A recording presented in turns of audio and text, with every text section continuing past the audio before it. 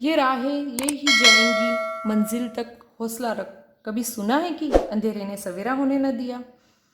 इन्हीं पंक्तियों के साथ आज पुनः हम हमारा पाठ दादी माँ प्रारंभ करते हैं। कल तक हमने पढ़ा कि लेखक अपनी दादी से संबंधित अपने अच्छे अनुभव हमसे साझा कर रहा है, जिसमें वो बता रहा था कि उसकी दादी चिकित्सा विज्ञान का ज्ञान रखती है, जो गांव में संक्रामक रोग इत्यादि फैलने के कारण गांव के लोग जब बीमार हो रहे थे तो उन सब की सेवा शुश्रूषा करती है, उन सब का ख्याल रखती है और तरह तरह की दवाइयों के साथ उनको राहत पहुंचाती है।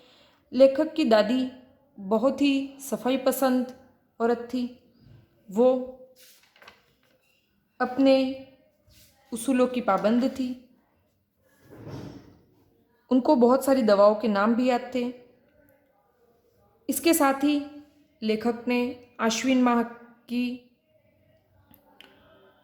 का वर्णन किया है यहाँ पर। इसके आगे से और हमने पढ़ा था कि लेखक के भाई किशन की शादी की बात चल रही थी। उसके शादी पर, उसके विवाह पर लेखक बीमार होने के कारण जा न सका और विवाह के रात को एक अभिनय होता है जिसमें सभी औरतें भाग लेती हैं और उसमें किसी भी पुरुष या बालक का प्रवेश वर्जित था। लेकिन दादी माँ चुपके से लेखक को वहीं पर सुला देती है, ओढ़ा कर सुला देती है। लेकिन लेखक को अब भाभी माँ की किसी बात पर हंसी आ जाती है, जिसके खातिर उनका भंडा फोड़ हो जाता है, उनका रहस्य खुल जाता है। इसके आगे से हम पढ़ते हैं आज। देबू की माँ ने चादर खींच ली। जैसे ही बच्चे की हंसी की आवाज़ सुनाई देती है तो देबू की जो माँ है वो चादर हटा देती है। कहो दादी, यह कौन बच्चा सोया है? बेचारा रोता है शायद, दूध तो पिला दूँ? हाथापाई शुरू हुई। दादी माँ बिगड़ी। लड़के से क्यों लगती है?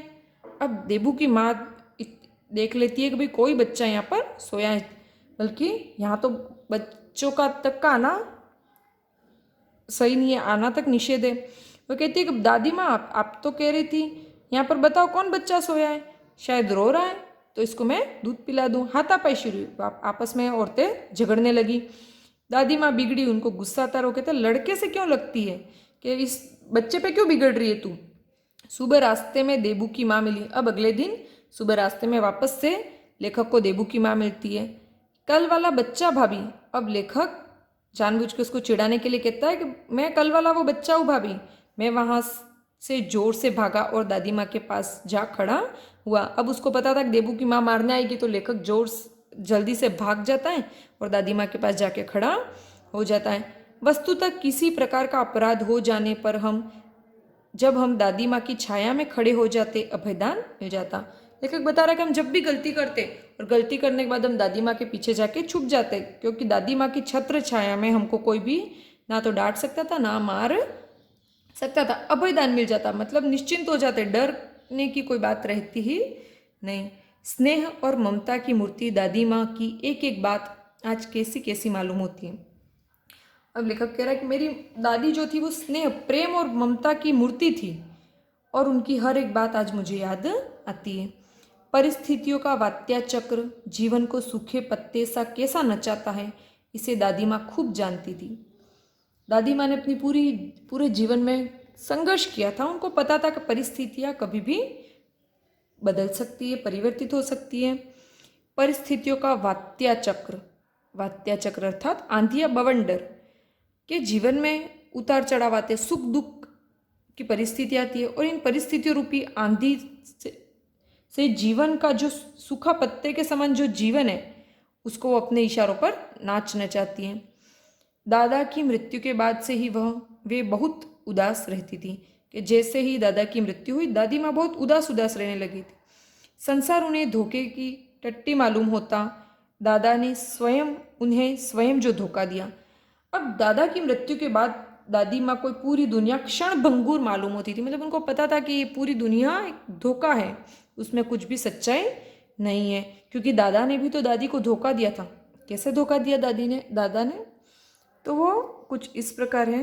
वो कह रही है कि वे सदा उन्हें आगे भेजकर अपने पीछे जाने की झूठी बात कहा करते थे। कि यहाँ पर लेखक बता रहा है कि दादा अक्सर कहा करते थे कि भाई देखना, तुम चली जाना, मतलब तुम्हारी मृत्यु पहले हो जाएगी, उसके बाद में तुमको भेजने के बाद ही मैं मरूंगा। दादी को उम्मीद थी कि पहले उनकी मृत्यु हो जाएगी और उसके बाद दादा की होगी, लेकिन दुर्भाग्यवश दादाजी की मृत्यु पहले हो जाती है। और जैसे ही दादा की मृत्यु, तब से दादी उदास रहने लगी थी। दादा की मृत्यु के बाद कुकुर मुत्ते की तरह बढ़ने वाले, मुंह में राम बगल में छुरी वाले दोस्तों की शुभ चिंता ने स्थिति और भी डावाडोल कर दी। कि जैसे ही दादाजी की मृत्यु हुई तो बहुत सारे ढोंगी लोग थे जो कि मुंह में राम बगल में छुरी, मतलब ऊपर से तो मित्रता का तो दिखावा करते हैं और भीतर ही भीतर वो दुश्मनी या हानि करने का प्रयास करते थे। तो ऐसे लोगों ने जो कोरी शुभ चिंता कि हमारे लिए चिंता है ऐसा बताते थे, उन्होंने स्थिति को और भी ज़्यादा डावाडोल कर दिया, मतलब बहुत ही ज़्यादा बिगाड़ दिया। दादा के श्राद्ध में दादी माँ के मना करने पर भी पिताजी ने जो अतुल संपत्ति व्यय की वह घर की तो थी नहीं। अब दादा की मृत्यु हुई, उनका श्राद्ध होता है, मतलब का, तो उस श्राद्ध में दादी माँ ने बहुत मना किया, लेकिन पिताजी ने फिर भी अतुल, जिसकी कोई तुलना नहीं, ऐसे बहुत सारा पैसा खर्च कर दिया। लेकिन वो सारा पैसा घर का तो था नहीं, अर्थात वो सारा कैसे कर्ज लिया था। दादी यहाँ इनके घर का तो लेखक के पास घर में तो इतना पैसा था नहीं कि वो इतना बड़ा श्राद्ध कर सके। तो पिताजी ने लोगों से उधार लेकर के दादा का बहुत ही बड़ा श्राद्ध किया। दादी माँ अक्सर उदास रहा करती। दादा की मृत्यु के बाद दादी माँ उदास उदास रहती थी। माघ के दिन थे, अर्थात अपन कह सकते हैं कि अंग्रेजी कैलेंडर के अनुसार जनवरी, 20 जनवरी से लेकर फरवरी मिड तक कड़ाके का जाड़ा पड़ रहा था और इस दरमियान सर्दी बहुत तेज होती है। जाड़ा मतलब सर्दी। पछुआ का सन्नाटा और पाले की शीत हड्डियों में घुसी पड़ती थी कि तब पछुआ पवनें चलती थी और पाला पड़ता था, मतलब सुबह सुबह ओस ही ओस सब जगह, जिसके खातिर पूरा जो मौसम था वो और भी ज़्यादा सर्द हो जाता था और इतनी ठंड लगती थी मानो वो ठंड हड्डियों में ही घुस रही हो। शाम को मैंने देखा दादी माँ गीली धोती पहने कोने वाले घर में एक संदूक पर दिए जलाए हाथ जोड़कर बैठी है। लेखक कह रहा है कि शाम का समय था और मैंने देखा दादी माँ के कपड़े गीले थे, मतलब ऐसा लग रहा था मानो अभी भी नहा करके वो आई है। और ऐसे ही गीले कपड़ों में वो कोने वाले घर में के पास में जो घर है उसमें एक संदूक, मतलब पेटी, पिटारा जो है, उस पर दिया लगाया है और उस दिए के सामने हाथ जोड़कर बैठी हुई है। उनकी स्नेह कातर, स्नेह मतलब प्रेम, कातर मतलब ऐसे तो डर या भयभीत, लेकिन यहाँ पर भरी हुई लेना अपने को, कि प्रेम से भरी हुई जो आंखें थी, उन आँखों में मैंने आंसू कभी नहीं देखे थे। मेरी दादी की आंखें ऐसी थी जो प्रेममय थी, उनसे प्रेम टपकता था, लेकिन उसमें मैंने कभी आंसू नहीं देखे थे। मैं बहुत देर तक मन मारे उनके पास बैठा रहा। कह रहा है कि मैंने जैसे ही देखा दादी एक जगह बैठी हुई है, चुपचाप शांत है, हाथ जोड़कर कुछ कर रही है, तो मैं भी उनके पास जाके बैठ गया। उन्होंने आँख खोली। जब उनकी प्रार्थना पूरी हो गई तो दादी माँ ने आंखें खोली। दादी माँ, मैंने धीरे से कहा। लेखक कह रहा है मैंने धीरे से कहा, दादी माँ क्या है रे, तू यहाँ क्यों बैठा है? अब दादी माँ जैसे आंखें खोलती और पास में अपने पोते को देखती तो कहती, क्यों हुआ, तू यहाँ क्यों बैठा है? दादी माँ एक बात पूछूं, बताओगी ना? मैंने उनकी स्नेहपूर्ण आंखों की ओर देखा। वो कहता है दादी माँ एक बात पूछूं तो आप बताओगी? और उनकी आंखों में लेखक देखते हुए प्रश्न पूछता है। दादी माँ कहती, क्या है, पूछ। लेखक बताता, तुम रोती थी? दादी माँ मुस्कुराई। पागल, तूने अभी खाना भी नहीं खाया है ना, चल चल। अब दादी माँ पोते की बात का जवाब ना देते हुए, बात का विषय बदलते हुए कहते, तूने तो अभी तक खाना भी नहीं खाया, चल खाना खिला दूँ। धोती तो बदल लो दादी माँ, मैंने कहा। पोता कहता है कि भाई धोती तो बदल दो, गीले गीले कपड़े, ठंड लग जाएगी। मुझे सर्दी गर्मी नहीं लगती बेटा। वे मुझे खींचती रसोई में ले गई और ये कहते हुए खींचते हुए अपने पोते को रसोई में ले गई, किचन में ले गई। सुबह मैंने देखा चारपाई पर बैठे पिताजी और किशन भैया मन मारे कुछ सोच रहे हैं। सुबह सुबह जैसे ही उठता है लेखक कहता है कि मैंने देखा चारपाई मतलब खाट के पास, बेड के पास पिताजी और किशन भैया दोनों बैठे हैं और कुछ बात कर रहे, गंभीर विषय चल रहा है। कह रहे दूसरा चारा ही क्या है? चारा मतलब उपाय, कि दूसरा उपाय ही क्या है? बाबू बोले, मतलब पिताजी बोले, रुपया कोई देता नहीं, कितने के तो अभी पिछले भी बाकी है, नया तो 1 रुपया कोई देगा नहीं, और कितने सारे लोग तो ऐसे जो पिछले का हिसाब कर रहे हैं, वे रोने रोने से हो गए और उनकी आंखों में रुलाई आ गई हो, ऐसा लग रहा था मानो आंसू आ रहे हैं।